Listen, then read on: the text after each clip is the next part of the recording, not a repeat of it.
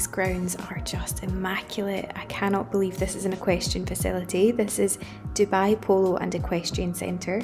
Here they can accommodate up to 400 horses, they've got full livery services, really passionate team members, and they do show jumping, dressage, polo. I don't play polo, but they have stunning polo fields with villas surrounding them. It's so peaceful and tranquil. It's just, I'm amazed, I'm absolutely blown away at the standard of the facilities here. These horses are truly spoiled, but horses are a love language in the region, so I'm in the best place. Just look at the stunning double height atrium. If my equestrian centre in the UK looked like this, I would be made. It is stunning. They also have the restaurant Cellar, and they do great comfort food on the terrace looking out onto the riding schools. There's lots of facilities here, and the equestrian calendar allows you to see some events once a month. They do like jumping, eventing, dressage. All the horses are indoors today because it's very, very warm for them, but they were out early morning, and they also come out in the evenings, do lots of exercising. They have a horse walker, so many paddocks, polo fields. I mean, it is just so beautiful. Horses are my absolute love of my life. Honestly, my heart, every time I see horses, it's just, there's something in me.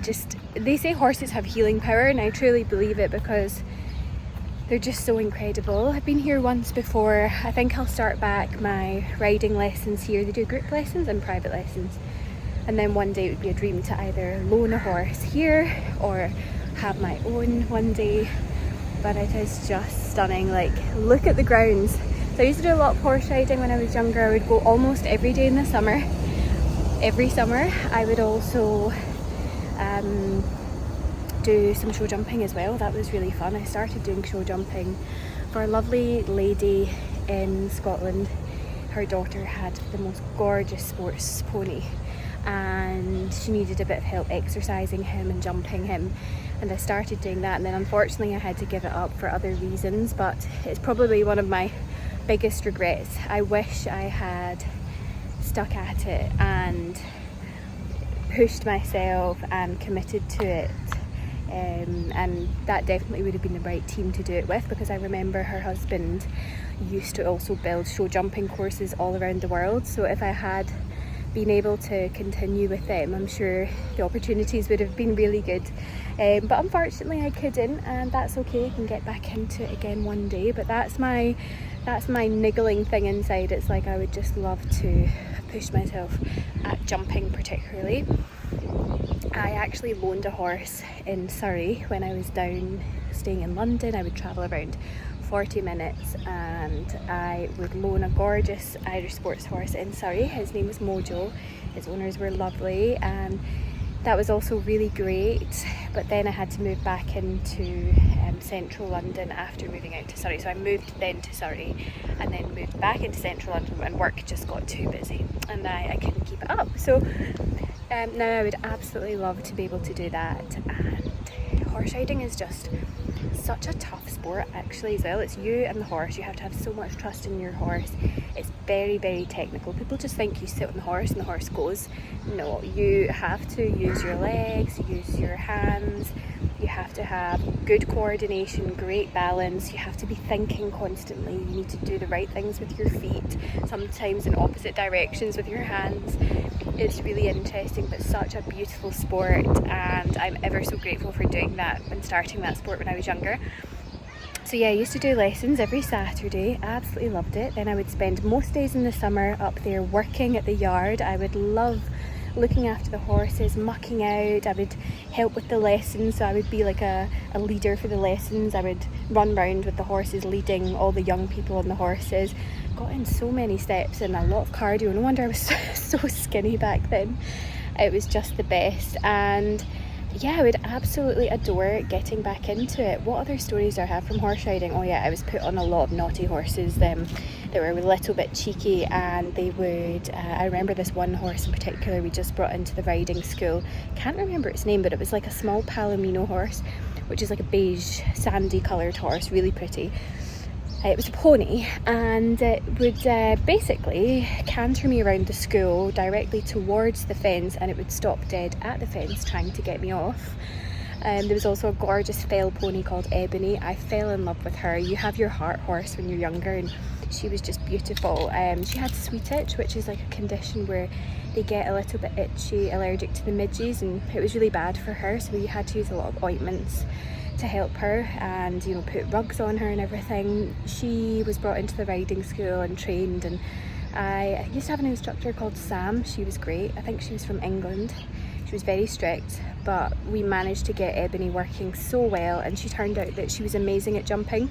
So if you're a horse rider, you might know the game Chase Me Charlie, which is when you all are in a group and you've got to jump and see who can jump the highest, basically. So they would put the jumps up to lots of different levels, and then you had to basically see. Oh, it's okay, you can go. I'm just videoing myself talking. Social media influencer. Trying. I just met the most lovely person there, and he was like, do you do YouTube? And I was like, I'm trying to do YouTube. He's like, I do YouTube. And I was like, well done. And he showed me his channel. It's honestly, guys, it's super hard, right? Like speaking to the camera, trying to get your words out. You know what you want to say, and sometimes it just doesn't come out right. Then trying to vlog in public, that's hard. Trying to vlog here in public also has its nuances. And then editing takes hours and hours, and it's super hard, but you know, I'm all up for the challenge, and I've learned a lot of new skills doing it. So, and it's just super nice to be able to share experiences and just show you life here as well.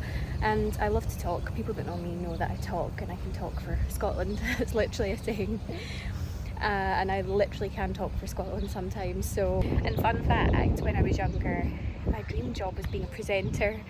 I wanted to be a presenter, specifically a weather presenter, because the Brits love to talk about the weather. The weather's always changing, and I thought it would be great to do that, but it didn't work out that way. So anyway, back to the horse riding. Loved horse riding, would love to get back into it again. It was only around probably 2 years ago that I shared the Irish sports horse Mojo in Surrey, and that was lovely. He was great, really lovely horse. Helped me learn and develop again and pick up new techniques and adjust old bad habits. So yeah, I would absolutely love to be able to do that again here. I just asked them here if they do hacking, which is like your outdoor walking on horses, and they don't do it here, so that's a shame. I love hacking as well. I would like to find an area where you can take the horses outdoors, but I'll ask again, you never know. You can take them outdoors in the school here, and they have polo fields. I don't play polo, but I mean just like hacking around the grounds. Maybe they don't do that here, so we will see. Anyway, my arm's getting sore. I will go sit down. But yeah, any other stories from the horse riding? I used to go up, have my lessons every Saturday. Loved it. Then I would do lots of stable hand work, so I would help out at the stables from such a young age, you know. I remember like some of my older sisters were like, Kate, you need to get a Saturday job, and I was like, I do have a Saturday job, I just don't get paid for it. I go and I work at the horses, mucking out, cleaning the horses, doing the lessons with the instructors. You know, I was there from 8 in the morning till sometimes 8 at 9 at night, and loved it. Didn't get paid for it, but I would work sometimes really hard so I could also get some free lessons. So the owner of the club that I used to go to when I was younger was really good at that. And then also I would pay for lessons once a week. So just a beautiful sport, absolutely love it. If you're a horse girl or guy, you just know the feeling. It's like, it's an if you know you know situation. It's one of the most thrilling sports and calming sports, but it takes a lot of nerve, you know. It does take a lot of nerve to get on a horse that you maybe don't know and don't trust yet, to build that relationship with the horse. And the exercise is insane. You work muscles that you didn't know you had, basically. So yeah, cannot wait to get back into that, and it's so beautiful to be able to explore here again. So I will definitely come back here. I'm going to go and sit in the cafe now because it's a bit hot.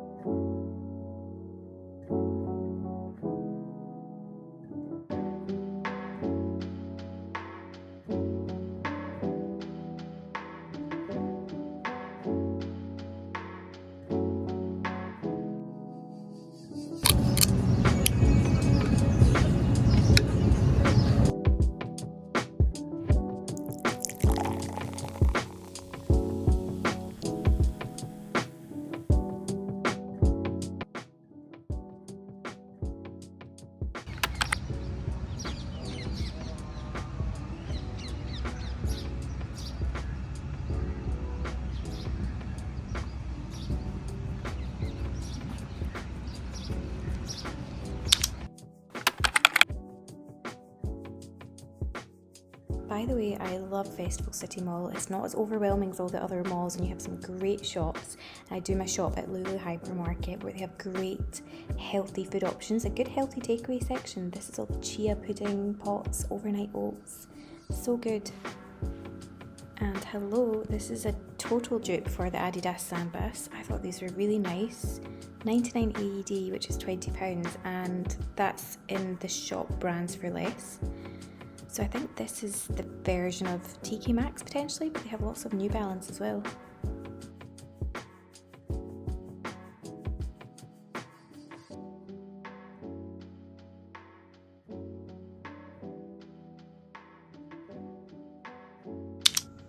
There we go. Oh, that shouldn't be there. Bought this the other day. I did buy some of these to try. I've not tried these, and these would be delicious. I'm quite good at just like having a handful and then leaving it. And on the other hand, we'll eat the whole bag. So I do need to hide them and just use portion control when we eat them, but they're delicious. Then I got some chocolate rice cakes. These are for Ange. Usually he has these when he has an afternoon coffee. You'll have one or two. And this Arabic bread is really nice, Lebanese brown bread. You only get about 3 or 4 in here. Then I love to do beef bulgogi, I think it's called. So it's basically almost like a Thai beef bowl. I'll do that as well with rice and some spring onion and some broccoli and some cucumber like pickle that I'll make. This here is the taco bowl, which will be done with my homemade rice. It's got cumin and coriander, some lettuce, maybe grated carrot, an avocado, cottage cheese, chili and honey. This is like the hot honey mince bowl. Then I'll do some noodles without this flavouring. I'll use my own flavouring and I'll put prawns in it, spring onion and garlic and soya sauce. Maybe some green beans. Let's see how we go with that. This is for smoothies and Greek yogurt bowls. Then we've got cucumber. We always eat tomatoes, cucumber, red onion. We always make Greek bowls with these ingredients. I've got tomatoes in the fridge, but that's our cucumber. Peppers, I like to do roasted veg as well, so I might use some of this in one of the mince bowls as well, but then I'll sometimes do roasted veg on the side. Broccoli's always great on the side. Carrots, I'm then going to do grated carrot, and I'm also going to maybe make a carrot cake loaf. This is really nice for breakfast. I love cottage cheese. It's very different from the UK though. This is more like a dry cottage cheese. I'll show you it one day when I make something. But yeah, this is nice for the beef bowl that I'm going to make, the barrel beef bowl, the hot honey one. And this is feta cheese. Again, it comes in a little kind of tub, which is interesting. We've got a Greek yogurt, so I use this to marinate chicken, and also can make Greek yogurt bowls. We've got some flavoured Greek yogurt for sweet Greek yogurt bowls. This is for afternoon snacks with coffee. And then I might make some halloumi wraps. I made some delicious chili and honey halloumi wraps with lovely salad, so that would be really nice in this Arabic bread, or you could just have this with hummus, etc. So that's our top-up food shop with a bit extra meat. Yep, I'm just going to put it all away now, and I just wanted to show you what you can get here. It's nice to see the different brands as well, and it's just interesting to see how much it costs. And I always find food shops really interesting in other countries. Whenever I go to another country on holiday, I'll always pop into the supermarkets, and I just love having a nosy around. So there we go, I will pop this way. Okay, I made some of the egg noodles with none of the artificial flavouring. I just added all my own. So it's soya sauce, a little bit of chilli oil, a little bit of peanut butter, spring onion, grilled chicken. I think that's it, to be honest. And I'm sure it's going to be absolutely delicious. Guys, I rolled over my ankle. I was sitting on my foot went numb, stood up to walk, and rolled over my ankle, and it really hurt my foot, so I have to rest it now. Honestly.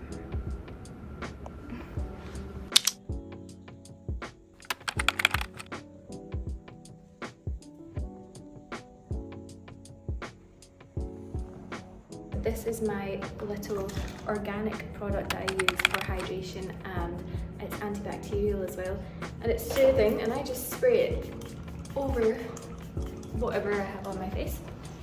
Oh, and it smells delicious. When I take my makeup off in the evening, I use all my skincare and I spray a little bit of this on top, and I always store it in the fridge as well. Okay, we're on our way to tennis. I've got my handy driver here. I don't drive here yet. Could you, thanks so much. Right, so, actually, Amjan used to play a lot of tennis when he was younger. You were very good at it, weren't you? But what was the toughest thing for you in tennis? I think. One, the fitness, very hard on the body. Second, probably mindset. It's probably mentally the hardest sport in the world to play. I would agree, it is tough. Because when you're failing, say you hit a few bad shots, it's really hard to come back from that, especially during points, right? Yeah, and you're on your own in the court. You have no one to speak to. Yeah. Yeah, super tough. Oh.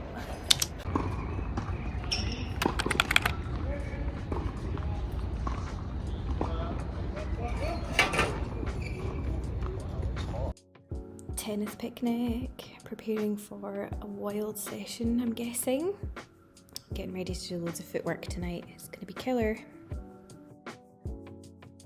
These are our tennis footwork drills, guys. We do these for 6 minutes and then we do forehand, backhand, and we have to do each section and we just have to keep going. Keep going until the coach says stop.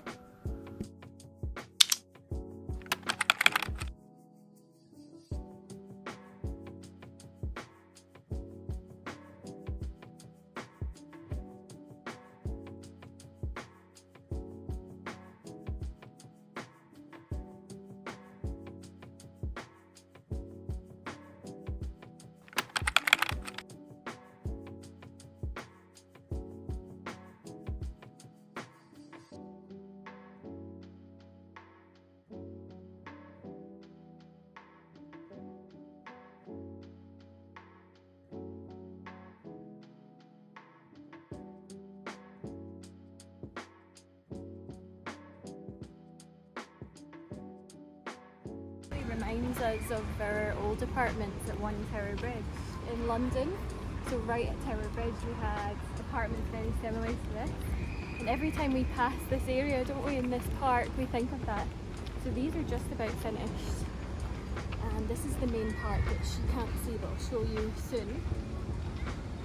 Very, very family friendly area. So we have some high-rise buildings all around the park. The park's in the shape of a circle. They have water features and fountains, kids play areas, lots of availability for shops and things here too. It's cool.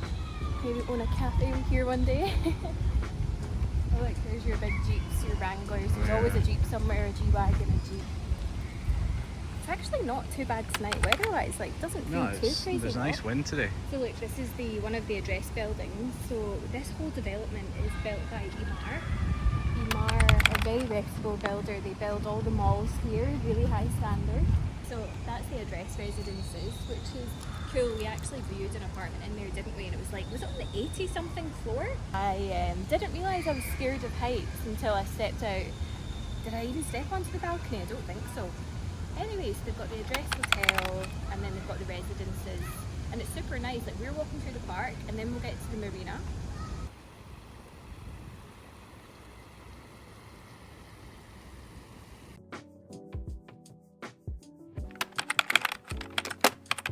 So this is the marina part of Dubai Creek Island, and they do refer to it as the island. They've got lots of restaurants opening soon. They have a yoga station or pavilion here, which is really nice, and then you can see the city skyline. So this is great at New Year's because you can see all the fireworks.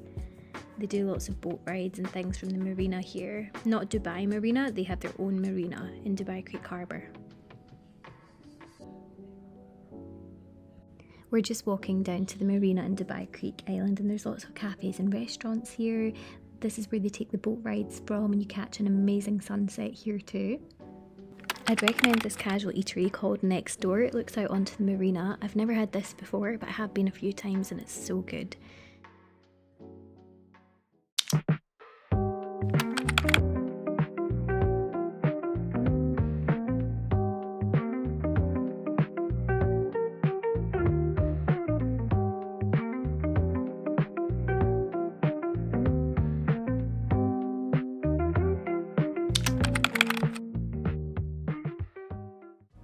This is called Market Island, which is the Middle East's largest food hall. Supposedly it sits over 3,500 people, although it doesn't feel that way. It's immaculately decorated. The design and the interiors are so fab. Just look at these tables and chairs. It's off-peak here today, so it's very quiet, but the weekend it's busy and they do DJ sets and lots of entertainment. The coffee selection's good. You can have gelato, there's Belarusian cuisine, Mediterranean, sushi, whatever you really want, to be honest. There's Vietnamese, there's Korean, Lebanese, so much good food. But yeah, wow, look at these pastries.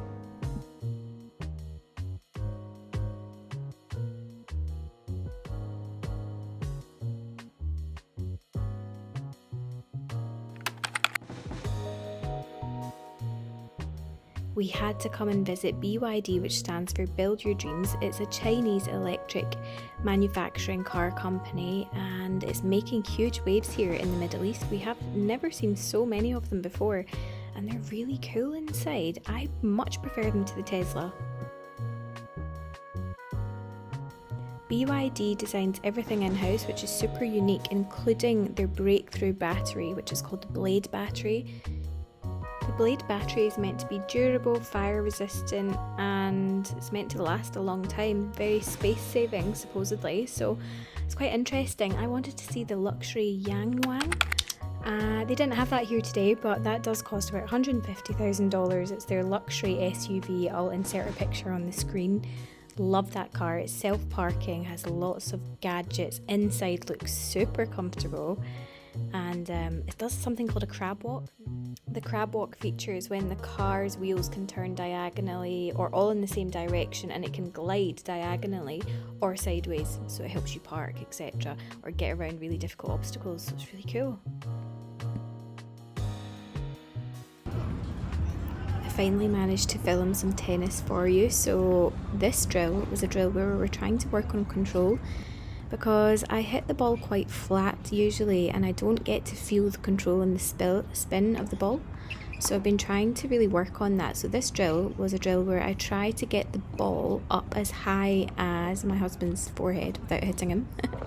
Ideally, I need to hit it towards him and over him, and that's how I know I'm brushing the ball, I'm feeling the ball, I'm getting more spin.